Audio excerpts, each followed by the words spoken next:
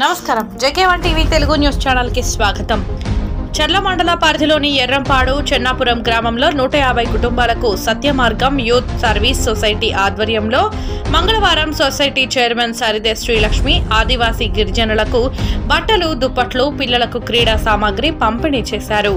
వారు మాట్లాడుతూ ఇప్పుడు ఉన్న ఉష్ణోగ్రతలు నమోదు అవుతున్న నేపథ్యంలో చలి తీవ్రత పెరిగిందన్నారు. వృద్ధులు ఇబ్బందులు పడకుండా బాధ్యత తీసుకున్నామని చెప్పారు. సమాజ సేవలో ప్రధానమైనది మానవ సేవ అని, తోటి మనిషికి సేవ చేయడంలో కలిగే ఆనందం ఎనలేనిదని అన్నారు. సేవ చేయడం కలిగే సంతృప్తి కంటే గొప్పది అన్నారు.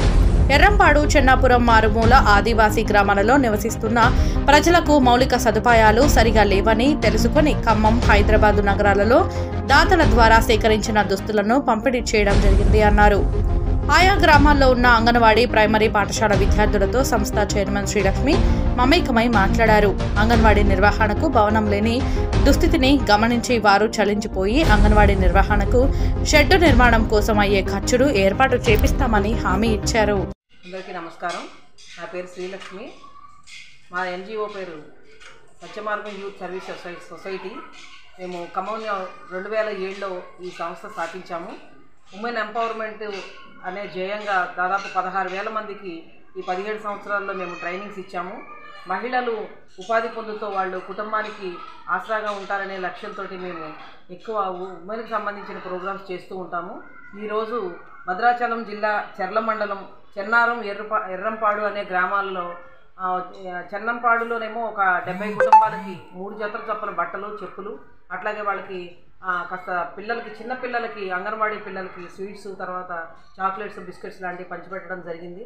అట్లాగే ఎర్రంపాడు అనే గ్రామంలో, ఇది కూడా చర్ల మండలం ఎర్రంపాడు అనే గ్రామంలో 50 కుటుంబాలకు దాదాపు 3 జతల చొప్పున బట్టలు, చెప్పులు, కొత్త చెప్పులు, అట్లాగే పిల్లలకు బిస్కెట్స్, చాక్లెట్స్ ఇవ్వడం జరిగింది.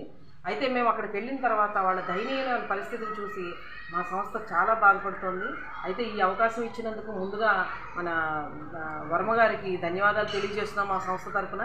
ఎందుకంటే నేను ఎప్పుడైనా సరే పేపర్లలో చూడడం, టీవీలో చూడటమే తప్ప ఇలా ట్రైబల్ ఏరియాస్కి, రిమోట్ ఏరియాస్కి రావడం చాలా మన వర్మగారి ద్వారానే మాకు ఇది సాధ్యమైంది. కాబట్టి ముందుగా వారికి ధన్యవాదాలు తెలియజేసుకుంటూ, మేము అక్కడికి వెళ్ళిన తర్వాత ఆ గ్రామాలు చూస్తే మాకు చాలా బాధ అనిపించింది.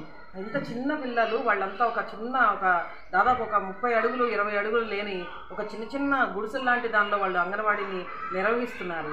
అందుకని ఏంటంటే మాకు అక్కడికి వెళ్ళిన తర్వాత మేము మా సంస్థ ఒక నిర్ణయం తీసుకుంది. అది ఏంటంటే ఒక షెడ్ నిర్మించాలని అక్కడ. అది కూడా వర్మగారి ఆయన రిక్వెస్ట్ తోటి మాకు అది నిజం అనిపించింది. ఎప్పుడు గతంలో చెప్పేవారు ఏంటంటే అక్కడ షెడ్ కావాలి మేడం, వాళ్ళు చాలా ఇబ్బందులు పడుతున్నారని చెప్తే మేము వచ్చి చూసిన తర్వాత అది కరెక్ట్ అనిపించింది మాకు. అందుకని ఎర్రంపాడు అట్లాగే చెన్నారం ఈ 2 గ్రామాలలో మేము షెడ్లు నిర్మించి, అంతకు మునిపే ఈ షెడ్లు నిర్మించే అంత లోపు అక్కడ కావాల్సిన ఫ్యాన్లు, లైట్లు ఇవ్వాలని నిర్ణయించుకున్నాము.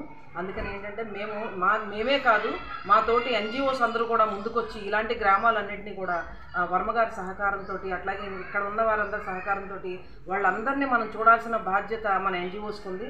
అట్లాగే ఈరోజు యువత చాలా వరకు బయట చాలా వ్యసనాలకి బానిస అయిపోతూ వాళ్ళంతా ఇటు డ్రగ్ మైడియా కానీ లేకపోతే ఇంకొకటి కానీ వేరే విధంగా వాళ్ళ ఫ్యూచర్ అంతా పాడు చేసుకుంటున్నారు. దయచేసి యువత అంతా కూడా మేల్కొనండి.